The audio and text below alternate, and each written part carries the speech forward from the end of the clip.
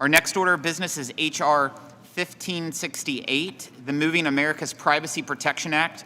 Today, the Ways and Means Committee is following through on our Member Day hearing and moving common sense and bipartisan custom bills out of this committee.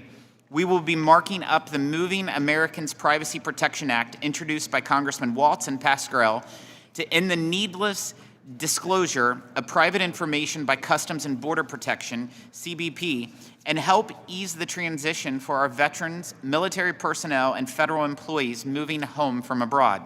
If enacted, the Moving Americans Privacy Protection Act would require CBP to remove personally identifiable information like Social Security numbers, passport numbers, and home addresses before publicly releasing shipping manifest data.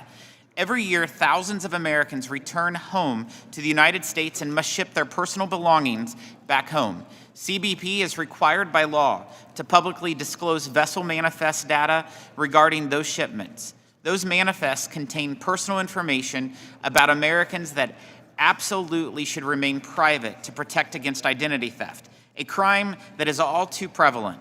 Last year alone, the Federal Trade Commission received over 1.1 million reports of identity theft. Government policy should protect against this rather than make the problem worse.